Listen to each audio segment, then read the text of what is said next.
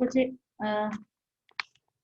वैसे टॉपिक का जो इंट्रोडक्शन है ना, उसका नाम वैसे इंट्रोडक्शन टू थॉरिक्स है। मैं रिब्स से मैंने स्टार्ट किया था, इसलिए हेडिंग दी। अच्छा, आउटलाइंस ये बच्चों के इस वाले लेक्चर में हम इंट्रोडक्शन पढ़ेंगे थॉरिक्स के बारे में, थॉरिक्स कहते किसको है, और कुछ टर्मिनोलॉजी जो इम्पोर्टेंट है थॉरिक्स पढ़ने से पहले कि थोरेसिक वॉल क्या है, केज क्या है, थोरेसिक इनलेट और आउटलेट क्या चीज़ होती है, थोरेसिक कैविटी क्या है। इसलिए क्योंकि आप जब स्टार्ट करोगे तो बोन्स के बारे में लिखा होगा कि ये थोरेसिक वॉल बनाते हैं, थोरेसिक केज बनाते हैं, थोरेसिक कैविटी बनाते हैं, तो उस टाइम फिर आपको कंफ्यूजन होती है। इसलिए बोन पढ़ने से भी पहले ज़रूरी है कि ये चीज़ें बताओ, ये चीज़ें हैं क्या। ठीक है। अच्छा, उसके बाद थोरेक्स की बोन्स पढ़ेंगे, स्टर्नम, रिब्स और थोरेसिक वर्टिब्री। रिब्स और थोरेसिक वर्टिब्री को मैंने ग्रे से इसलिए लिखा क्योंकि ये हम कल पढ़ेंगे, आज सिर्फ हम इसमें स्टर्नम तक डिस्कस करेंगे। तो इंट्रोडक्शन ये है थॉरिक्स के बारे में कि थॉरिक्स या चेस्ट ह्यूमन एनाटॉमी का, या ह्यूमन बॉडी का वो पार्ट है जो नेक और एब्डोमेन के दरमियान लोकेटेड है। ठीक है। थॉरिक्स के अंदर थोरेसिक कैविटी है और थोरेसिक वॉल है। ठीक है। ये कि थोरेसिक कैविटी और थोरेसिक वॉल थॉरिक्स के कंटेंट्स हैं, और इस थोरेसिक कैविटी के अंदर हार्ट, लंग्स, थाइमस ग्लैंड शामिल है, और जो मसल्स हैं वो थोरेसिक वॉल का हिस्सा है, और कुछ और इंटरनल स्ट्रक्चर्स हैं। ठीक है।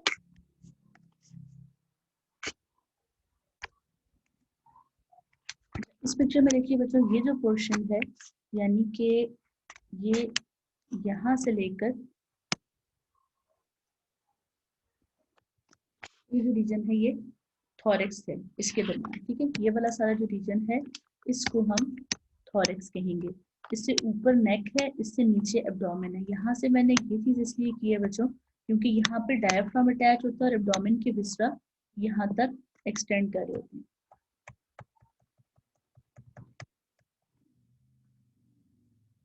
ठीक है। इसके दरमियान का रीजन थॉरिक्स है। अब देखिए इसके अंदर आपको नजर आ रहा है सामने बोन्स हैं और उसके अंदर कुछ विसरा, यहाँ पे लंग्स नजर आ रहे हैं। अच्छा, थोरेसिक वॉल क्या होती है? थोरेसिक वॉल जो है वो बोनी फ्रेमवर्क है जो किस तरह होल्ड हुआ है पूरे, उसमें 12 थोरेसिक वर्टिब्री हैं बैक साइड पर। ठीक है। और उनके आगे रिब्स हैं और ये पूरा इंसर्कल करते हैं। ठीक है, थोरेसिक कैविटी को, यानी कि थोरेसिक वॉल में बैक साइड पर रिब्स हैं, उसमें से आप ये सपोज करें कि रिब्स ओरिजिनेट करती जो आगे की तरफ आकर फिर एक बोन पे कनेक्ट होती है जिसका नाम है स्टर्नम। ठीक है। जो उनमें से 9 रिब्स हैं, फर्स्ट 9 रिब्स वो पूरा लेटरल कर्व करती हैं, मेनोब्रियम तक आकर अटैच होती हैं, और नीचे वाली जो रिब्स हैं वो सिर्फ एब्डोमेन मसल्स तक जो है ना, वो आप कह लें वहां तक आकर रुक जाती है मसल के अंदर। ठीक है। अच्छा, थोरेसिक केज की बात करते हैं। थोरेसिक केज जो है एक स्केलेटल फ्रेमवर्क है जो थॉरिक्स को सपोर्ट करता है। देखिए जब भी आप कंस्ट्रक्शन करते हैं, आप पहले जो है वो रॉड्स लगाकर, सरिया लगाकर एक फ्रेमवर्क बनाते हैं। ठीक है। उसके बाद उसके ऊपर या फिर ब्रिक्स लगाते हैं, उसके बाद एक स्ट्रक्चर खड़ा करते हैं। इसी तरह थॉरिक्स को सपोर्ट करने के लिए जो स्केलेटल फ्रेमवर्क है उसको थोरेसिक केज कहते हैं। इसमें क्या शामिल है? इसमें मसल्स हैं थॉरिक्स के। ठीक है। और अपर एक्सट्रीमिटीज यानी अपर लिम्स के, बैक और डायफ्राम के, ये सारे आकर इस केज पर कनेक्ट होते हैं। ठीक है। और ये नेचर में ऑस्टियो कार्टिलेजिनस है। ऑस्टियो का मतलब है बोन लाइक, और कार्टिलेज है इसमें, और ये इलास्टिक है, यानी कि इसमें एक्सपेंड होने की कैपेसिटी है, अपना साइज इंक्रीज और फिर रिड्यूस करने की। ठीक है। अब इम्पोर्टेंस इसकी ये है कि ये इंट्राथोरेसिक प्रेशर को इंक्रीज करने में या डिक्रीज करने में सिग्निफिकेंट रोल प्ले करता है ताकि रिस्पायरेशन इजी हो सके।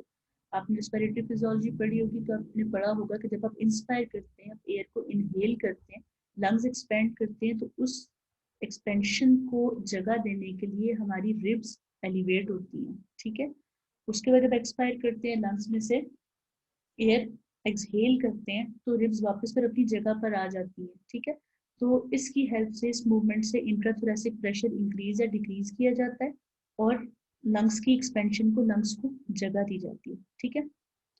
अब कौन से स्ट्रक्चर हैं जो थोरेसिक केज बनाते हैं? उसमें थोरेसिक वर्टिब्री है, उसमें रिब्स हैं, कोस्टल कार्टिलेजेस हैं। ठीक है। ये मैं बताती हूँ क्या क्या है। स्टर्नम है, और ठीक है, थोरेसिक वर्टिब्री जो वर्टिब्रल कॉलम का वो पोर्शन जो जिसके रिब्स कनेक्टेड है वो है थोरेसिक वर्टिब्री। रिब्स जिनको उर्दू में पसलियां कहते हैं। ठीक है। कोस्टल कार्टिलेजेस वो स्ट्रक्चर है जिनके थ्रू रिब्स आगे स्टर्नम के साथ कनेक्टेड है। स्टर्नम वो बोन है जो सेंटर ऑफ चेस्ट में है, ठीक है, इसी को ब्रेस्ट बोन भी कहते हैं, ठीक है। तो समझने के सारे स्ट्रक्चर इस पे आकर जो शेप मेंटेन है ना सारे थॉरिक्स की, वो इस पे अटैचमेंट की वजह से। थोरेसिक केज जो थोरेसिक कैविटी के इंटरनल ऑर्गन्स हैं उनको प्रोटेक्शन प्रोवाइड करता है, स्पेशली हार्ट को, लंग्स को और लार्ज वेसल्स को। और उसके अलावा ये सुपीरियर ट्रंक को, पेक्टोरल गिर्डल को और अपर लिम्ब को सपोर्ट करता है, ठीक है।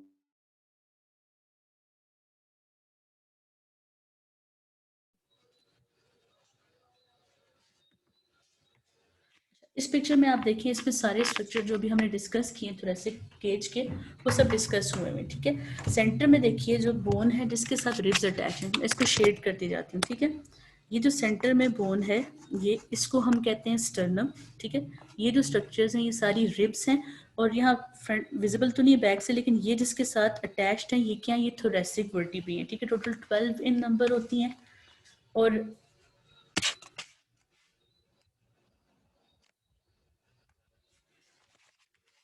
ठीक है, तो ये सारा जो स्ट्रक्चर है सारा फ्रेमवर्क है। मैं आपको उसको लेबल करके बताती हूँ किस चीज़ को हमने इसमें से डिस्कस किया।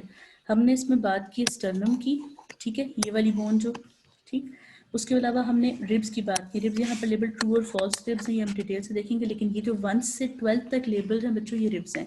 ये जो स्काई ब्लू कलर से शो किया हुआ है ना, ये कोस्टल कार्टिलेजेस हैं, ठीक है। और बैक साइड पे थोरेसिक वर्टिब्रा हैं। ये सब चीज़ें जो हैं ये बना रही हैं थोरेसिक केज, ठीक है। इस कैविटी के अंदर सारे स्ट्रक्चर्स, ये जो कैविटी है ना सारी, इसके अंदर सारे स्ट्रक्चर्स लोकेटेड हैं और ये प्रोटेक्शन भी प्रोवाइड कर रहा है। थोरेसिक इनलेट और आउटलेट की बात करते हैं। क्या चीज़ है कि इनलेट का मतलब है वो जगह जहाँ से एंट्री मिले और आउटलेट जहाँ से एग्जिट मिले। तो थोरेसिक इनलेट वो जंक्शनल रीजन है रूट ऑफ नेक के दरमियान, ठीक है, और ये थॉरिक्स के रीजन के दरमियान, यानी कि वो पॉइंट है जहाँ से थॉरिक्स में एंट्री मिलती है, ठीक है। थॉरिक्स इस तरह बच्चों के नेक के साथ कंटिन्यूस है, ठीक है। यानी कि नेक से थॉरिक्स में जाने के लिए रास्ते में कोई भी रुकावट या कह लें कि कुछ भी ऐसी चीज़ नहीं जो आपको हिंड्रेंस दे, लेकिन थॉरिक्स से एब्डोमेन में जाने के लिए पहले डायाफ्राम है दरमियान में, ठीक है। यानी कि थोरेसिक कैविटी एब्डोमिनल कैविटी से सेपरेटेड है because of the presence of diaphragm, लेकिन नेक के साथ कंटिन्यूस है। अब यानी अगर आप नेक से थॉरिक्स में इंटर होते हैं, जिस रास्ते से इंटर होते हैं उसको कहते हैं थोरेसिक इनलेट, और जहाँ से थॉरिक्स से एग्जिट करके एब्डोमेन में जाते हैं उसको थोरेसिक आउटलेट कहते हैं, ठीक है। रूट ऑफ नेक क्या चीज़ है, मैंने बताया था कि जहाँ से नेक है ना ये ऐसे, तो यहाँ से स्टार्ट होता है थॉरिक्स, ठीक है। ड्राइंग मेरी बहुत बढ़िया नहीं है, बच्चों को दोबारा बता दूं, ठीक है। ये वाला जो रीजन है ना, ये पॉइंट, ये रूट ऑफ नेक है, जहाँ से मतलब ट्रांजिशन है, थॉरिक्स स्टार्ट होने लगा। उसमें थोरेसिक आउटलेट की बात करें तो ये एग्जिट पॉइंट है, और इसकी एजेस कौन बनाता है, सॉरी, लोएस्ट रिब्स, ठीक है। इसको क्लोज डायफ्राम करता है और फिर थोरेसिक कैविटी को एब्डोमिनल कैविटी से अलग करता है। अब जो थोरेसिक आउटलेट या इंफीरियर थोरेसिक अपर्चर है ना, अपर्चर का मतलब ओपनिंग है, ठीक है, वो इनलेट से सुपीरियर वाले से बड़ा है। इनलेट छोटी है, आउटलेट बड़ी है। अब यहाँ पर पहले मैं आपको एक पॉइंट क्लियर कर दूं, वो क्लिनिकल एक पॉइंट है जो थोड़ी कंफ्यूजन करता है। उस सिंड्रोम का नाम है बच्चों थोरेसिक आउटलेट सिंड्रोम। लेकिन उसमें जो प्रॉब्लम है ना, जो कंडीशन हम पढ़ेंगे वो होगी बेसिकली इनलेट की। उसमें ये होता है, आपने शायद पढ़ा हो कि ब्रेकियल प्लेक्सस की रूट्स पे प्रेशर आता है अगर एक एक्स्ट्रा रिप्रेजेंट हो, उसको कहते हैं थोरेसिक आउटलेट सिंड्रोम है, लेकिन बेसिकली वो होता थोरेसिक इनलेट पे है। तो ये क्लिनिकल चीज़ है, थोड़ी कंफ्यूजन क्रिएट करेगी, तो मैं पहले क्लियर कर रही हूँ। जब हम क्लिनिकल्स पढ़ेंगे मैं आपको ये चीज़ दोबारा रिकॉल करवा दूंगी, ठीक है। लेकिन आपने ये बात, इस बात में कोई दूसरी बात नहीं, कोई एम्बिग्विटी नहीं है कि जहाँ से थॉरिक्स में इंटर होना है यानी नेक्स्ट से वो इनलेट है, जहाँ से एग्जिट करना है वो आउटलेट है, ठीक है। यानी कि एब्डोमिनल कैविटी में जाना है वो आउटलेट है। इसमें कंफ्यूज नहीं होना, जो सिंड्रोम है वो उसका नाम ऑपोजिट रखा गया है। अच्छा, इस वाली पिक्चर में देखिए बच्चों, इसमें क्या है, इसमें आपको ये शो किया है कि इनलेट आउटलेट, इसके लिए मैंने ये बना डाली पिक्चर, ठीक है। यहाँ से बच्चे जो इंटर करेंगे ना, तो इसको कहेंगे हम ये थोरेसिक इनलेट है, ठीक है। और यहाँ से जो एग्जिट है ना, बाहर की तरफ निकलना, वो आउटलेट है। लेकिन अब आप देखें कि सारा डायाफ्राम इसके अंदर लगा हुआ है।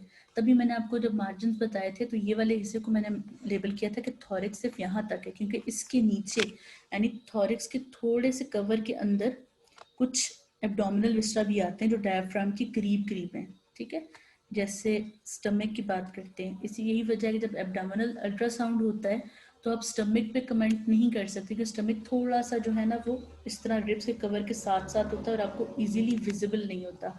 अब आप साइड व्यू देखें थॉरिक्स का तो आपको नजर आएगा, देखिए पीछे की तरफ वर्टिब्रा है, ठीक है, पीछे की तरफ वर्टिब्रा है, आगे की तरफ स्टर्नम है और ये फिर रिब्स हैं सारे। रिब्स के दरमियान में इंटरकोस्टल मसल्स है। देखिए नाम से इंटर का मतलब दरमियान में, कोस्टल, कोस्ट वर्ड वैसे तो कार्टिलेज के लिए होता है लेकिन यहाँ पर कोस्टल हम रिब्स के लिए यूज करेंगे कि रिब्स के दरमियान के मसल्स हैं, ठीक है। ये वाली पिक्चर मैंने इसलिए डाली ताकि आपको क्लियर हो कि ये देखिए सुपीरियर थोरेसिक अपर्चर लिखा है बच्चों, यही थोरेसिक इनलेट है, ठीक है। अच्छा, क्वेश्चन है कि 10, 11, 12 pair of ribs with thoracic wall का पार्ट है, वो पोस्टीरियर थोरेसिक वॉल का पार्ट है बच्चे, लेकिन एंटीरियर का नहीं है। जब रिब्स पढ़ेंगे तब मैं आपको बताऊंगी, इसलिए मैं रिब्स को इंक्लूड ही नहीं कर रही इस चीज़ में, कन्फ्यूजन हो जाएगी, ठीक है। ये बच्चे सुपीरियर थोरेसिक अपर्चर, यानी अगर हमने थॉरिक्स में एंटर करना है यहाँ से नेक के रास्ते तो हम यहाँ से अंदर जाएंगे। अब आप देखिए ये कितना मेन पॉइंट है, ये जो सारा रीजन है ना जिसको मैं हाईलाइट करूँगी, आप देखिए इसके अंदर ट्रैकिया है, इसके अंदर ईसोफेगस है, इसके अंदर जुगुलर वेन्स हैं, इसके अंदर common carotid artery, carotid artery वो है बच्चे जो हमारे हेड को ब्लड सप्लाई कर रही है और ब्रेन की मेन सप्लाई है ये, ठीक है। और उसके अलावा देखिए लंग्स की अपेक्स है। तो अब एक चीज़ यहाँ पर जो नहीं बनी वो ये है बच्चे कि ब्रेकियल प्लेक्सस भी यहाँ से एग्जिट करता है। आप उसको कैसे पहचानोगे, देखो सबक्लेवियन आर्टरी और वेन, और आपको पता है कि सबक्लेवियन आर्टरी के साथ साथ ब्रेकियल प्लेक्सस होता है और इसी की जो कंटिन्यूएशन है एक्सिलरी आर्टरी, उसकी ब्रांचेस के साथ ब्रेकियल प्लेक्सस की ब्रांचेस रिलेट करती हैं। तो यानी कि ब्रेकियल प्लेक्सस की एग्जिट भी यहीं से है, यही रूट ऑफ नेक है ना, ये सारा reason is root of neck, ठीक है। ये वाली जगह यहाँ से एग्जिट करते हैं, तो इसलिए जगह इंपॉर्टेंट है आपको पता होनी। उसके बाद बात करते हैं हम थोरेसिक कैविटी की, ठीक है। थोरेसिक कैविटी जो है बच्चों वो किडनी शेप्ड है, कट सेक्शन, यानी अगर आप इसको कट करके देखें, इसी वाली पिक्चर को अगर आप यहाँ से कट करके ऊपर से देखें तो आपको किडनी शेप पिक्चर नजर आएगी, ठीक है। इसमें एंटीरियर, पोस्टीरियर और लेटरल बाउंड्रीज हैं। थोरेसिक वॉल में स्टर्नम है, रिब्स हैं और उसके अलावा 3 लेयर्स हैं इंटरकोस्टल मसल्स की वॉल में, ठीक है। डायफ्राम और इंटरकोस्टल वेसल्स और नर्व्स हैं, ठीक है। ये देखिए इसकी पिक्चर कैसे है, जैसे किडनी होती है, किडनी का स्ट्रक्चर ऐसे होता है ना, आपने पिक्चर देखी होगी अभी तक। तो ये देखिए ये स्ट्रक्चर भी ऐसा, अगर इसकी बाउंड्री बनाऊं तो ये भी किडनी शेप है। देखिए अब इसमें क्या है, इसमें आगे लेबल्ड है स्टर्नम, ठीक है, ये रही स्टर्नम, ये पीछे वर्टिब्री है और लेटरल मार्जिन्स पे ये सारी रिब्स हैं, ठीक है। अच्छा, बोन्स ऑफ थोरिक्स में बात करेंगे तो अभी पहले मैंने स्टार्ट में आउटलाइन जो मेंशन किया था कि स्टर्नम है, रिब्स है और थोरेसिक वर्टिब्री है। उसमें से स्टर्नम हम आज डिस्कस करेंगे, रिब्स और थोरेसिक वर्टिब्री नेक्स्ट लेक्चर में इंशाल्लाह, ठीक है। स्टर्नम या फिर इसको ब्रेस्ट बोन कहते हैं, ये फ्लैट बोन है जो एंटीरियर एस्पेक्ट ऑफ थॉरिक्स में, ठीक है, चेस्ट के बिल्कुल सेंटर में, मिड लाइन में, और इसकी टी शेप है, ठीक है। क्योंकि ये बोनी थोरेसिक वॉल का हिस्सा है इसलिए ये भी बाकी जो इम्पोर्टेंट विसरा हैं उनको प्रोटेक्ट करने में हेल्प करती है, स्पेशली हार्ट को, लंग्स को, ईसोफेगस को। ईसोफेगस क्या है, food pipe, trachea is wind pipe, ठीक है। ये देखिए जो रेड से हाईलाइट की हुई बच्चों ये स्टर्नम है। अब क्योंकि ये मेन सेंट्रल बोन है और आपको पता है कि हार्ट भी इसके पीछे लाई करेगा, ठीक है, हार्ट इसके बिल्कुल पीछे लाई कर रहा होता है और इसके साथ ही पीछे यहाँ पर लंग्स हैं। तो ये क्योंकि आगे मौजूद है तो सारे ट्रॉमा को ये बियर करती है, तो ये प्रोटेक्शन प्रोवाइड कर रही होती है, ठीक है। अच्छा, ये पिक्चर यहाँ पर इंसर्ट करने का मकसद ये है कि आप इसको साइड व्यू से देखें तो एक इम्पॉर्टेंट चीज़ है जो एनाटमी में हमें काम आती है, उसको कहते हैं सरफेस एनाटमी, ठीक है। सरफेस एनाटमी और स्पेशली जो थोरेसिक वर्टिब्री है ना उनके हिसाब से हम बॉडी के लेवल्स डिटरमाइन करते हैं। यानी कि जैसे कि ये अगर स्टर्नम के 3 पार्ट्स हैं, ठीक है, ऊपर वाला मेन्यूप्रियम, फिर दरमियान में बॉडी है, नीचे स्टर्न जीफॉइड प्रोसेस है, ये हम डिटेल से डिस्कस करते हैं। देखिए जिस चीज़ वर्टिब्री के सामने आ रहा है ना तो ये चीज़ इंपॉर्टेंट होती है, इससे आप डिफरेंट क्लिनिकल चीज़ें डिटरमाइन कर सकते हो। जैसे आपको पता है कि जहाँ पर इसको स्टर्नल एंगल लिखा है जो बेसिकली मेन्यूप्रियम और बॉडी ऑफ स्टर्नम या जो स्टर्नम बोन के 2 पॉइंट्स के दरमियान का जॉइंट है, ये आ रहा है वर्टिब्री नंबर 4, T4 यानी थोरेसिक वर्टिब्री नंबर 4 और थोरेसिक वर्टिब्री नंबर 5 के सामने। तो इसकी क्लिनिकल इंपॉर्टेंस है। ठीक है, जब आप कोई सर्जरी करते हो, कोई प्रोसीजर करते हो, स्पेशली जिसमें नीडल इंसर्ट की जाती है जब किसी भी प्रोसीजर को करने के लिए, तो ये पॉइंट्स इंपॉर्टेंट होते हैं। आप बाहर से देख के बता सकते हो कि जिस मैंने बोनी स्ट्रक्चर पे हाथ रखा है इसके अंदर क्या स्ट्रक्चर है, क्लिनिकल इंपॉर्टेंस इस चीज़ की। ठीक है, जैसे यहाँ पर एक्सटर्नल एंगल जो है वो वर्टिब्री T4 T5 के सामने है। ठीक है, ज़ीफॉइड प्रोसेस है नीचे वाला, ये वर्टिब्री नंबर T9 के सामने है। ठीक है, तो अब कुछ प्रोसेसेस हैं, जैसे हार्ट के बाहर जो सैक है जिसके अंदर हार्ट इंक्लोज है, अभी से बता रही हूँ, बहुत डिटेल में नहीं जाना इसकी। उसके अंदर कभी डिजीजेज में फ्लूइड इकट्ठा हो जाता है, तो वो निकालने के लिए हमें नीडल इंसर्ट करनी पड़ती है। अब जाहिर आप देख तो नहीं रहे होते, अगर आपको ये पॉइंट्स पता हो तो आप अच्छी एग्जैक्ट जगह पर अप्रोच करते हो और हार्ट को डैमेज किए बगैर फ्लूइड निकाल सकते हो। तो इसलिए इम्पॉर्टेंट है कि कौन सा स्ट्रक्चर किस वर्टिब्री के सामने आता है, ये एनाटॉमिकल लैंडमार्क है। अच्छा, स्टर्नम के पार्ट्स की बात करते हैं। स्टर्नम को बच्चों हम 3 पार्ट्स में डिवाइड कर सकते हैं। ठीक है, मेनुब्रियम, बॉडी और ज़ीफॉइड प्रोसेस।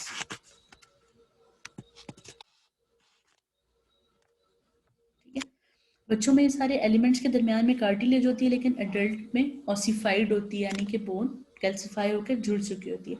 मेनुब्रियम जो है वो स्टर्नम का सुपीरियर मोस्ट पोर्शन है और ये ट्रेपेजॉइड इन शेप है। ये मैंने ट्रेपेजॉइड शेप यहाँ डाली है ताकि आपको पता चले। ठीक है, ये ट्रेपेजॉइड इस तरह की शेप है मेनुब्रियम की। अब मेनुब्रियम के ऊपर लैंडमार्क्स क्या है, ये क्या स्ट्रक्चर्स हैं। मेनुब्रियम के सुपीरियर एस्पेक्ट में एक कनकेव डिप्रेशन है। ठीक है, जिसको हम जगुलर नॉच कहते हैं। इस तरह करके ना जगह बनी हुई है मेनुब्रियम, यानी कि जो ये जो ट्रेपेजॉइड है ना, इसमें इस तरह करके ऊपर जगह बनी हुई है, उसको हम जगुलर नॉच कहते हैं। और ये विजिबल है स्किन के अंदर, यानी कि अगर आप अभी भी अपनी फिंगर रखें ना नेक जहाँ से चेस्ट के साथ जुड़ती है तो आपको ये फील होगा। ठीक है, इसका नाम जगुलर नाच इसलिए रखा है कि इसके पीछे आपको ब्लड वेसल्स फील होती हैं। यहाँ से आप इस पे डिवाइसेस लगाकर इंट्राथोरेसिक प्रेशर मेजर कर सकते हो और क्लिनिकली बहुत इंपॉर्टेंस है इसकी। ठीक है, वो CVS में डिस्कस करेंगे। ठीक है, अच्छा, और अब जगुलर नॉच जो है इसकी दोनों साइड पर लार्ज फोसा है। ठीक है, जिसमें कार्टिलेज लगी हुई है, यानी कि ये फोसा जो है ना इसमें कार्टिलेज है यहाँ पर। और ये जो फोसाज है ना ये साइड पर सॉरी इस तरह, ये फोसस जो हैं ये मीडियल एंड ऑफ क्लेविकल के साथ आर्टिकुलेट करते हैं और स्टर्नो क्लेविकुलर जॉइंट्स बनाते हैं। ठीक है, स्टर्नम और क्लेविकल के जॉइंट्स। उसके बाद मेनुब्रियम के जो लेटरल एजेस हैं उस पर फेसेट है। फेसेट का आपको पता है ना, डिप्रेशन। ठीक है, सर्कुलर डिप्रेशन है, कार्टिलेज लगी हुई है जिनके अंदर, वो फिर उसके साथ कोस्टल कार्टिलेज ऑफ रिब के साथ आर्टिकुलेट करते हैं। और डेमी फेसेट है जो हाफ फेसेट हो, यानी कि जो फुल बोन पे डिप्रेशन है ना सर्कुलर, जिसमें कोई चीज इंसर्ट होनी है, वो फुल वाला इज फेसेट। अंदर कार्टिलेज भी होनी चाहिए। ठीक है, उसको फेसेट कहने के लिए वो डिप्रेस भी होना चाहिए और उसके अंदर कार्टिलेज भी होनी चाहिए। लेकिन अगर ये इसी तरह हाफ है ना, यानी कि इस तरह, तो उसको फिर डेमी फेसेट कहते हैं। हेमी जैसे वर्ड है ना, हेमी का मतलब होता है हाफ, हेमिस्फेयर, इस तरह यहाँ पे डेमी फेसेट है। ठीक है, और जो इसका मेनुब्रियम पे जो हाफ फेसेट या डेमी फेसेट है ना, वो सेकेंड रिब के कोस्टल कार्टिलेज के साथ आर्टिकुलेट करता है। नीचे जो मेनुब्रियम है वो बॉडी ऑफ स्टर्नम के साथ आर्टिकुलेट करती है और स्टर्नल एंगल बनाती है। ठीक है, स्टर्नल एंगल जो है आपको ट्रांसवर्स रिज के तौर पर फील होता है। रिज का मतलब होता है बोन का एलिवेटेड पोर्शन। ठीक है, रिज के तौर पर फील होता है। और इस स्टर्नल एंगल का पता होने का फ़ायदा क्या है। ठीक है, स्टर्नल एंगल के पता होने का फ़ायदा ये है कि आप इस पे टच करो तो ये आपकी सेकंड कोस्टल कार्टिलेज के लेवल पे आता है, यानी इसके सामने सेकंड रिब है। आप उससे थोड़ा सा नीचे जाओ तो सेकंड इंटरकोस्टल स्पेस है। अब आपको पता है कि चेस्ट में सारी रिब्स हैं, बोन है। अगर आपने चेस्ट के अंदर अप्रोच करना है तो आप रिब्स के दरमियान में से जाओगे। तो अगर आपको पता हो कि मैं कहाँ से काउंट करूँ तो मैं कौन सी रिब को टच कर रहा हूँ, तो वो चीज़ इंपॉर्टेंट है। ठीक है, जैसे आपको मैं एक एग्जांपल देती हूँ। आप लोगों ने PBL भी किया था, आपको आइडिया होगा कि न्यूमोथॉरिक्स क्या है। ठीक है, न्यूमोथॉरिक्स का जो इमीडिएट ट्रीटमेंट है ना, लाइफ सेविंग, वो ये है कि सेकंड इंटरकोस्टल स्पेस में नीडल इंसर्ट की जाती है ताकि जो एयर भरी है वो बाहर निकल जाए और लंग एक्सपैंड कर जाए। ठीक है, अब सेकंड इंटरकोस्टल स्पेस आपको बाहर से देख के कैसे पता चलेगी कि कहाँ है। आप क्या करते हो, आप चेस्ट पे इस तरह मेन्यूब्रियम तो आपको फील होती है ना, अभी भी आप टच करो सब आपको फील हो रही होगी। आप नीचे आते जाओ, आपको थोड़ा सा एलिवेटेड बोन का पोर्शन फील होगा, वो रिज है, वो है स्टर्नल एंगल या ट्रांसवर्स रिज। ठीक है, इसी को ही एंगल ऑफ लुइस भी कहते हैं। आप इससे राइट या लेफ्ट जाओ अगर, तो सेकंड रिब है सामने, उससे थोड़ा सा नीचे आओ तो देखोगे कि सेकंड और थर्ड रिब के दरमियान का गैप फील होता है, उसको हम कहते हैं इंटरकोस्टल स्पेस। तो इसके अंदर फिर आप नीडल इंसर्ट कर सकते हो, ऐसे करके आप अप्रोच करते हो, ठीक है। इसलिए ये एंगल इंपॉर्टेंट है एनाटॉमिकली। अच्छा, उसके अलावा और भी इसकी इंपॉर्टेंस है क्योंकि इन इस इंटरकोस्टल स्पेसेस में आप हार्ड साउंड्स अच्छी सुन सकते हो। फिर कुछ प्रोसीजर्स हैं इससे रिलेटेड, ठीक है, वो डिटेल में डिस्कस करते जाएंगे जैसे जैसे आगे आता जाएगा, ठीक है। अच्छा, मेन्यूब्रिम के बारे में है कि ये थर्ड और फोर्थ थोरेसिक वर्टिब्रा के सामने आती है चीज़, अभी हमने पिक्चर में डिस्कस की थी। अच्छा, इस वाली पिक्चर में सारे स्ट्रक्चर लेबल्ड हैं। देखो बच्चों, ये देखो जुगलर नॉच है, ये देखो जिसको मैंने आपको इस तरह करके ट्रेपेजॉइड में बनाकर दिखाया था। उसके बाद देखो बच्चों कि ये क्लेविकल के लिए साइड जो पढ़ा था ना कि उसके साइड्स पर ऐसे आर्टिकुलर कार्टिलेज लाइंड फेसिट्स हैं, तो ये आर्टिकुलर साइट है क्लेविकल के लिए, क्योंकि अब ये खुद स्टर्नम है, इसके अंदर यहाँ क्लेविकल ने जॉइंट बनाना है, तो उस जॉइंट को हम स्टर्नो क्लेविकुलर जॉइंट कहेंगे, ठीक है। स्टर्नम आएगी ना, ये स्टर्नम है ना, तो उस पर क्लेविकल यहाँ आकर अटैच होती है, ठीक है। उसके बाद नीचे देखिए तो फर्स्ट रिब के लिए साइट है, अटैचमेंट साइट। अब देखिए पूरी साइट है ये, ठीक है, पूरा एक डिप्रेशन है प्लस इसमें तो इसलिए इसको फेसिट कहेंगे, ठीक है, फुल फेसिट है ये अटैचमेंट साइड फर्स्ट रिब की, ठीक है। ये पूरा क्या है, ये मेन्यूब्रियम ऑफ स्टर्नम है। ये देखिए जहाँ पे जंक्शन पॉइंट है ना, मेन्यूब्रियम ये ऊपर है, एम लिखूंगी मेन्यूब्रियम के लिए, नीचे बॉडी है। तो इस पॉइंट को हमने स्टर्नल एंगल कहा, जिसकी इंपॉर्टेंस हम डिस्कस करते कि इससे जैसे सपोज मैं इसके ऊपर अब कलर चेंज करती हूँ, तो अब जहाँ मैं टच करूँगी आप समझिए मैंने वहाँ फिंगर रखी है, ठीक है। मैं यहाँ पे पैल्पेट करूँगी कि मैंने यहाँ से इसको फील किया। मैं जब इससे लेफ्ट साइड पे जाऊँगी तो मुझे पता चला कि सामने सेकंड रिब है, उससे नीचे देखा तो थर्ड रिब है, ठीक है, ये 2 ये 3। अब मैंने क्या करना है, मैंने कोई प्रोसीजर करना है, तो अब मैं उसको पर्पल से बताऊँगी। तो दरमियान में जिस के चेंज करते हैं काम, तो येलो से ग्रीन से, ठीक है। ये वाला कलर देखिए, इसका मतलब ये जो दरमियान की जगह है 2 रिब्स के दरमियान की है, अगर मैं नीडल इसके दरमियान से इंसर्ट करूँ तो मैं डायरेक्ट लंग्स के अंदर अप्रोच कर सकती हूँ ना, तो ये इसका फ़ायदा है इस एंगल का, ठीक है। वापस आते हैं स्ट्रक्चर्स की तरफ। तो अब इसको देखिए डेमी फेसेट कहा है क्योंकि ये हाफ देखिए हाफ मेन्यूब्रियम के ऊपर है और हाफ नीचे है, तो हाफ बॉडी पे है।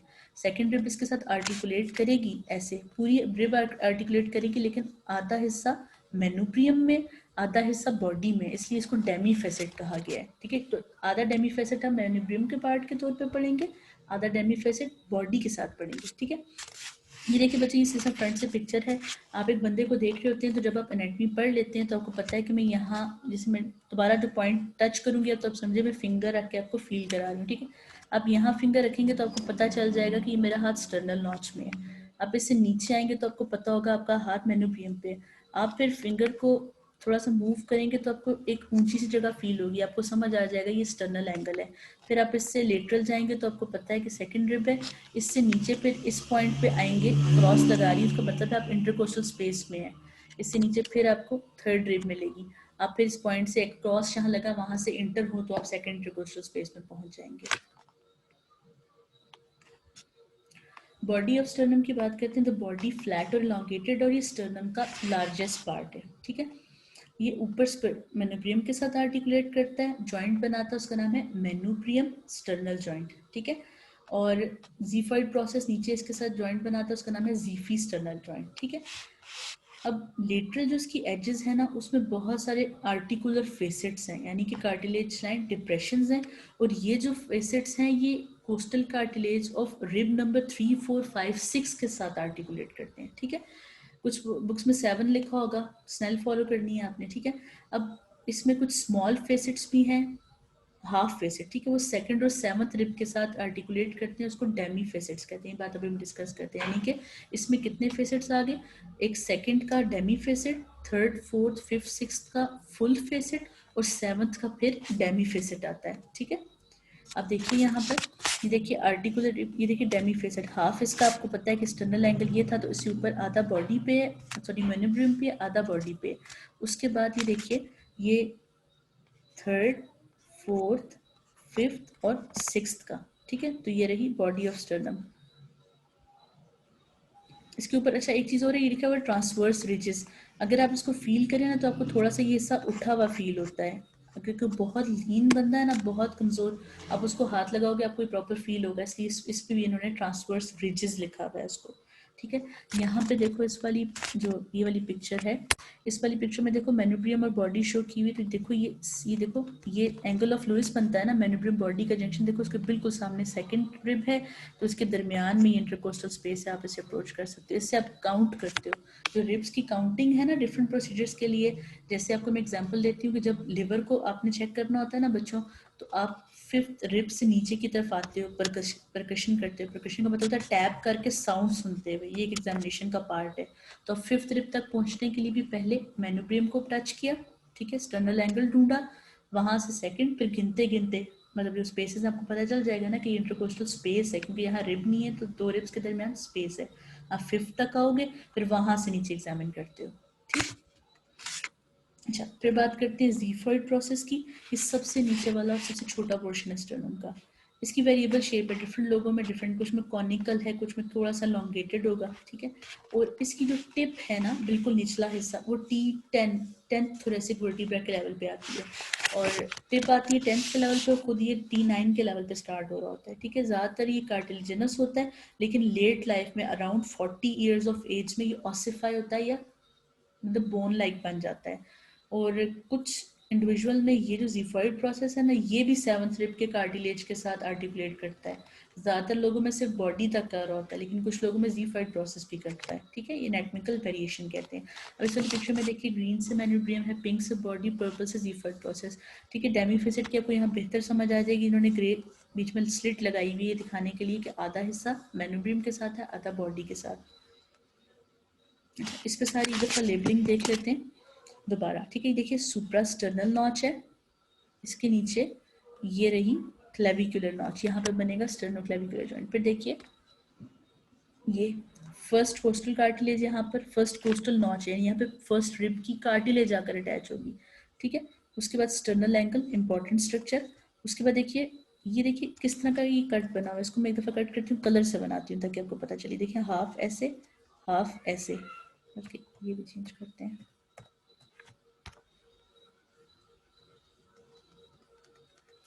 रेड वाला पोर्शन मेनुब्रियम के साथ और ब्लू वाला बॉडी के साथ, ठीक है। ये सेकंड नॉच है। फिर थर्ड, फोर्थ, फिफ्थ, सिक्स्थ आप देखें कि थोड़ी सी ये एलिवेटेड है, ठीक है। तो ये सब क्या, ये ट्रांसवर्स ब्रिजेस हैं। तो फिर थर्ड, फोर्थ, फिफ्थ और सिक्स्थ की नॉच यहाँ मौजूद है, और 7th का ये हाफ फेसेट है, ठीक है, डेमी फेसेट।